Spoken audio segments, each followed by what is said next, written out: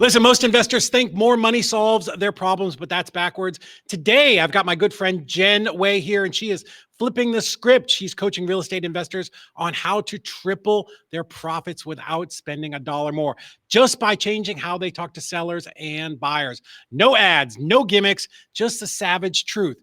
Give leads permission to walk out, call out objections before they show up, and dig deep for the real why behind every single deal. She's helped closers stop wasting time and start closing better. Let's get into it. Welcome to the Closers Club. Jen, welcome today. So excited to have you on. No, thank you so much for having me. Excited to be here on a Monday. Let's get this week going right. It's a Monday, it's a holiday week, but real investors are here making it happen. So let's talk about things. Tell me about what you've got cooking here, and let's get right into it. Well, thank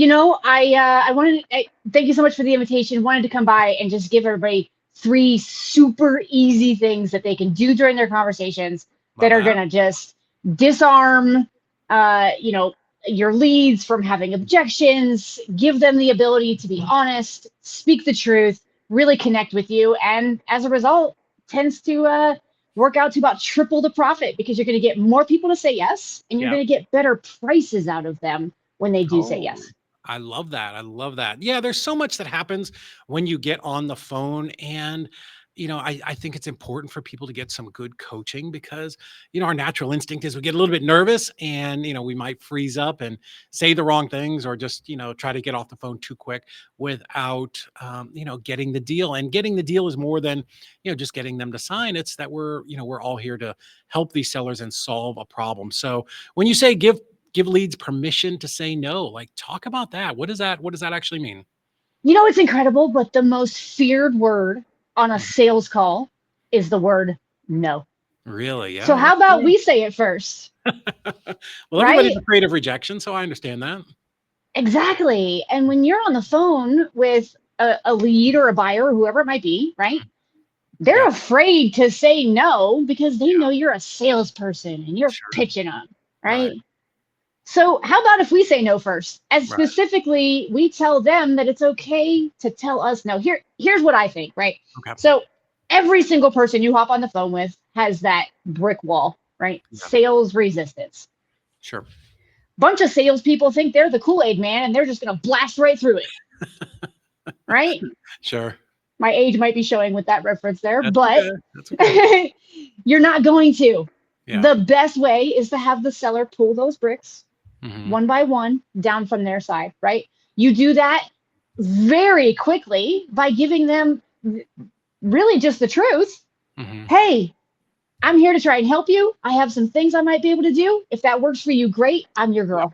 And if not, tell me no. Right. So what are there some specific like sentences or phrases where you're just like, hey, if this isn't going to be good for if this isn't, I don't even know you're the expert, how to say it, but like, yeah, well, I'm going to talk to you. If it isn't good, just tell me no. Like, please tell me no. Was that kind of what you're shooting for? Yes, I've got a couple of different variations, right? So let's talk about the person who's just looking for a price really, really fast, right? I'm gonna come out quicker with it. Hey, Mr. Seller, listen, I'm a real estate investor, right? I buy a lot of properties. Yeah. I'm not going to be the right buyer for every single person who wants to sell their property. So what I'd like to do is talk about it. If I'm going to be the right fit for you, if the things that I can do, like close fast and cover the closing costs and not deal with all those, if those things mean something to you, great. Let's talk about how we get this done. And if not, tell me no. I say it directly. Really? So more of like, would that be considered the pull away close, or is that what that is? No. Oh, okay. I think it's just kicking it old school. Okay. Honestly, I think it's just like kind of a, setting the rules of engagement in a positive way. Yeah. We're here to have a conversation. Yeah. If that's what you want, great.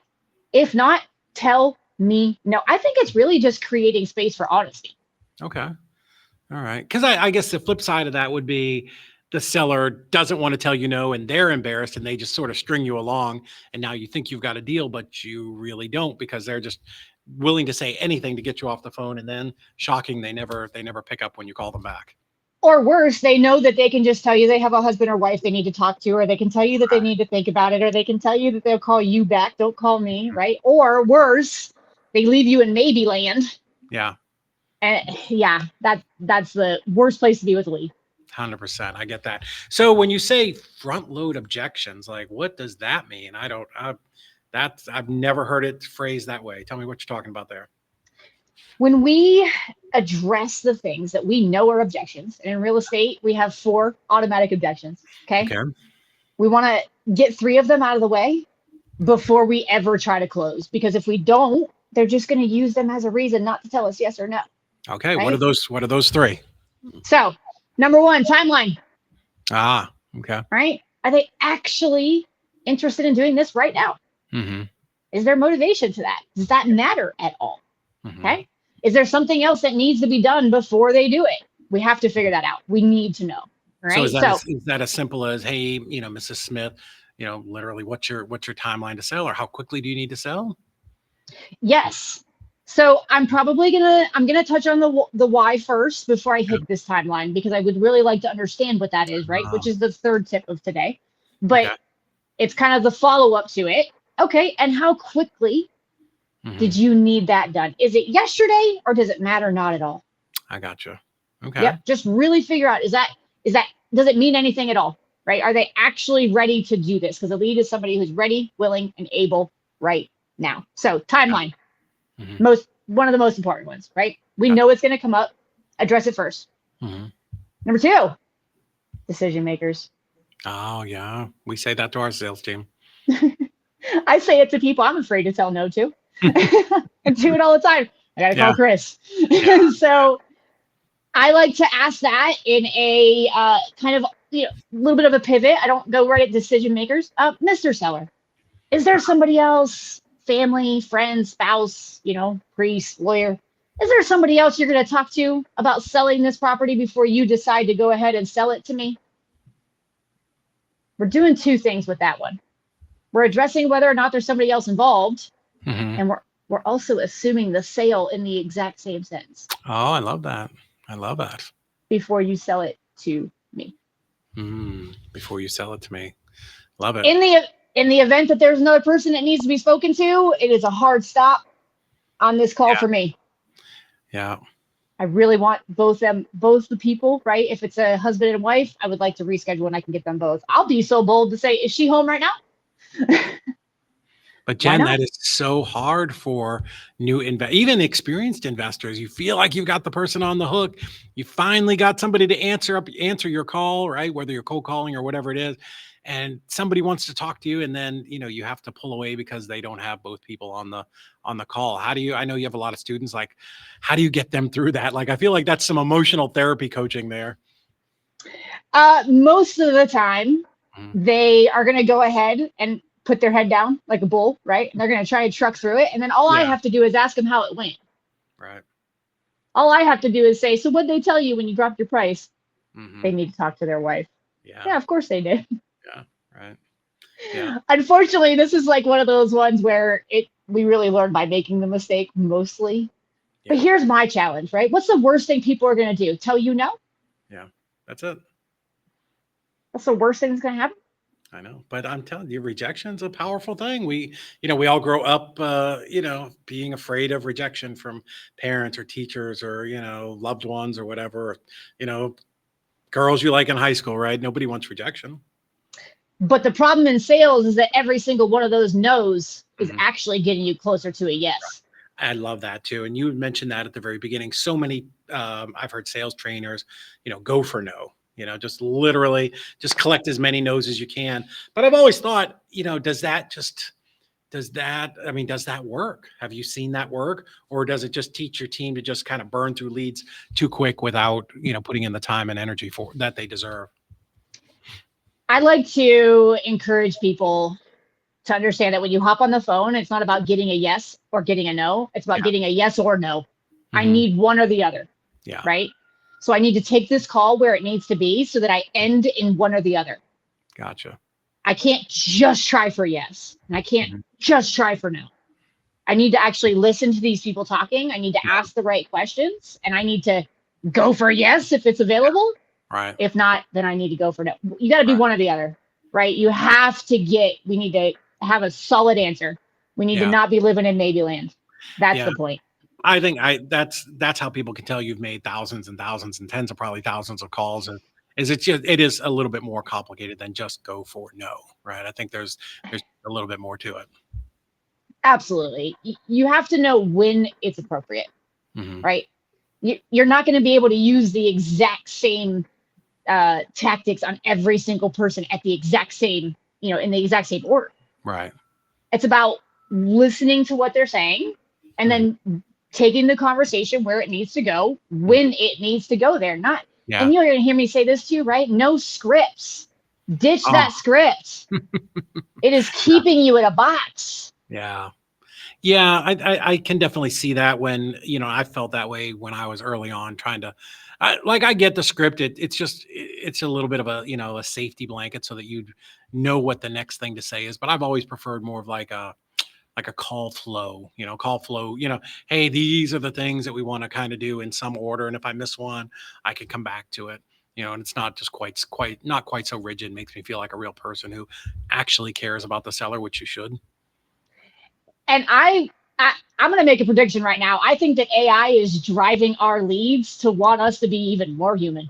Oh, I would agree with you. I think everything is a pendulum that swings back and forth. And, AI leads are going to be hot for a little bit. But I think in general, like humanity, we are going to all of a sudden go back and crave human interaction. Like I think it will have its place for a little while.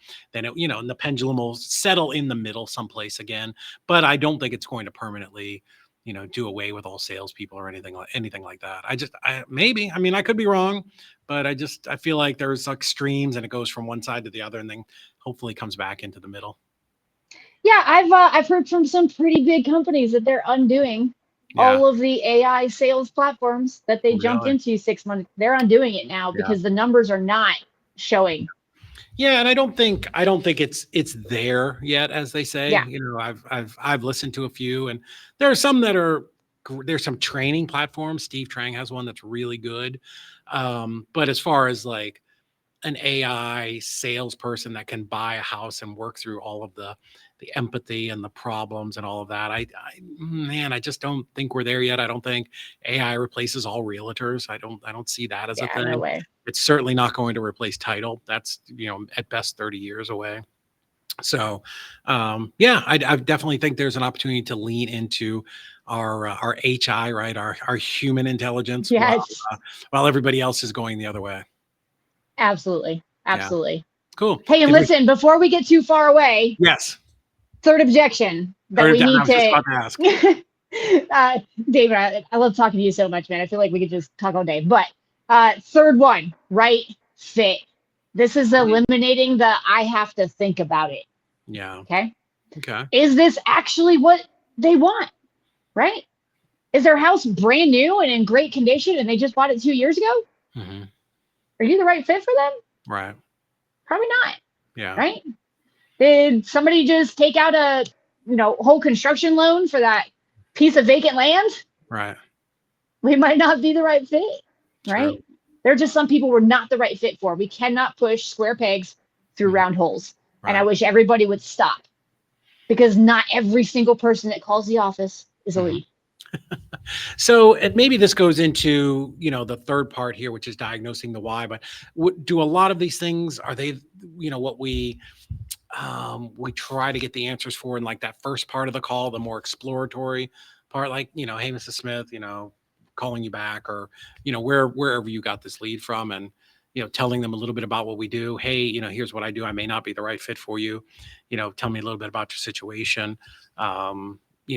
This may not be the right type of deal for me, but I don't know. I mean, how do you approach that?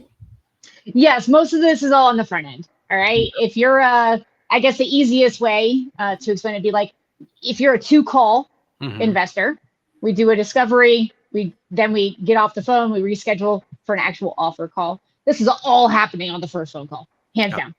Gotcha. No questions asked. You need all of this information. Diagnosing the why could potentially be the single most important thing that you're doing while you're on the phone with these people. Yeah. Yeah. For me, go ahead. Well, for me, it's because it's a strategic piece of information. Hmm.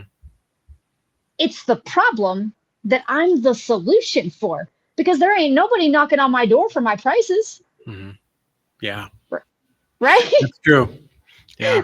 Nobody is like, Jen, your price is so great, I have to take your deal. Right? It's not No, happening no, on the front end. no, we're solving a problem. Nobody loves our price, but they do love the things that come with our price, which is generally speed and convenience and solving problems. So if I know it, I can talk about it during my close Yeah, right next to my price right. and actually connect the solution to Mm, the check right. so they understand. And that's how you close more deals, Mhm. by presenting yourself as a solution and a paycheck, Yeah. not just a paycheck. Agreed. I think that so many people rush through the first part of that call because I need all of that information to take so that when I get to the close, hey, Mrs. Smith, phew, geez, I know you got a great house there, but I know you really need to sell quick because you need to move to Phoenix because your cat has psoriasis, right? Whatever it is, Exactly. I'm linking that pain to the solution, or me solving that pain to the solution. Absolutely. And diagnose the why means you're a doctor. Mm. Right. These people have showed up with symptoms. Hmm. I'm not the first person to say this out loud, but it's the Yes. best analogy. They Right. show up with symptoms. It's your job to diagnose and Mhm. figure out what the underlying problem is. Yeah. And you are the medicine, you are the solution. Nice. All right. Well, Jen, tell me this. Where did you get all this knowledge? You've been doing this for, I know, but tell everybody, like, how did you get good at this? Like, why is it that, you know, you have all of these answers? What's your background a little bit?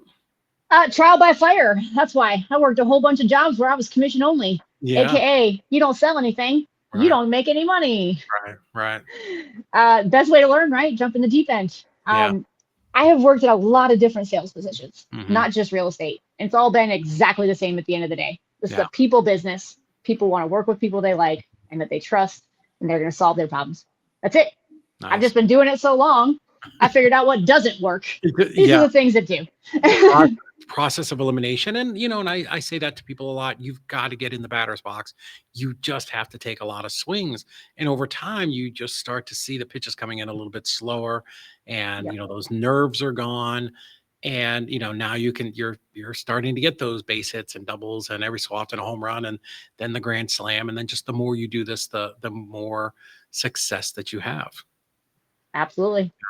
So what, there's that, right? I can get in the batter's box and just take a bunch of fastballs to the face, but coaching, right? Coaching or getting into, mentorship mastermind groups is far better. It can really accelerate the learning curve, right? Would you agree?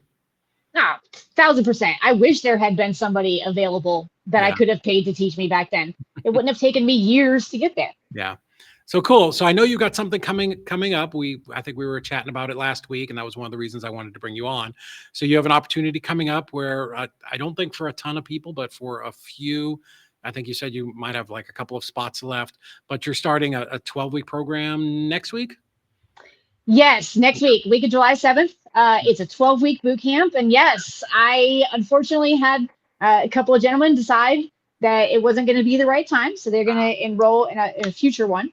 But there are a couple seats left in my boot camp. It's a no script sales boot camp. We Love talk it. about the things we just went over, plus a bunch more. More importantly, we're going to actually practice them. All right. You're going to learn how to do it, not just read a bunch of PDFs or watch videos, and you're going to learn it from me live every single week. So we meet every single week. It comes paired with one-on-one time with me as well. Yeah. On average, my students are tripling their profits because more people say yes. But Mhm. most importantly, they're getting the right prices. Right. Yeah, it doesn't. Also, guys, for all of you who are watching YouTube, Facebook, Instagram, all those, I just dropped a link to Jen's Facebook group there, so you can click on that. But yeah, it does not do us any good. And this is one thing that I see so much with investors, where they just agree with the seller. Okay, they get nervous, and the seller wants 200,000, and they know you should offer 150, but they just say okay because they just want the contract so bad. And I get that. I understand. Believe me, I do. We spend so much time and energy, and we just want that deal so badly. But what are the dangers of tying up somebody at the wrong price? Like it's a cavalcade of problems, right? Talk about that some. I mean, it's a huge waste of your own time. Yeah. Is what it is, right? Like I said, square pegs, round holes. Yeah. You're not going to sell deals that aren't at the right price. And if it's at the right price, you're going to sell the deal. Like that's how easy that is, guys. Yeah. So if you've locked something up for the wrong price and it didn't sell, I think I know why. Yeah. And yeah, it's the number one mistake. We want to just be people pleasers. We want to just be agreeable. We just want to give everybody else what they want. You need to get what you want.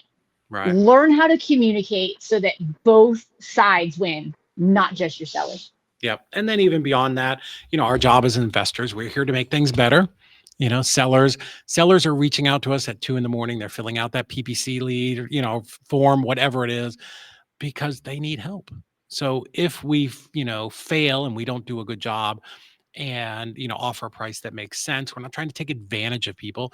We are trying to give them a number that will work. If I don't do that, if your student doesn't do that, if anybody out there doesn't do that, you're creating a bad situation, because now that seller thinks that you've solved their problem. And the reality is you're not going to be able to get that deal closed.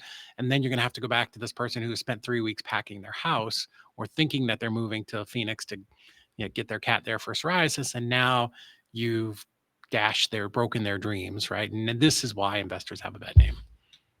The best way to serve our clients is to be honest. 100%. I agree with that. Cool. Jen, thank you so much for coming on. For all of you who are listening, you can see that Jen is absolutely a master at sales. No, not only talking to people about acquisitions, meaning sellers, but also we didn't get into this too much. And maybe next time we will, but talking to buyers, because that's what I really love. And that's what my specialty is.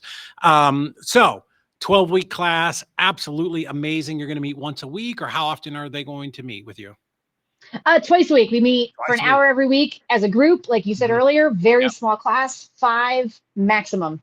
The rooms are not so big that you don't get to talk. I want to make sure that we all are interacting with each other. And then an additional hour every single week is a one-on-one with actually just me. Nice. So guys, that is a lot of time directly with somebody who is going to get into your business, coach you, probably do some role playing back and forth, and make sure that you are being successful. Because listen, if you keep doing what you're doing, you're going to get the same results. So my suggestion, what worked for me, was plug in with a great coach that can really just catapult you forward and get you to where you are getting those contracts, getting them sold, helping sellers, and making a bunch of money and doing all the things that we got into real estate to do. Jen, thank you so much for jumping on. I really appreciate it.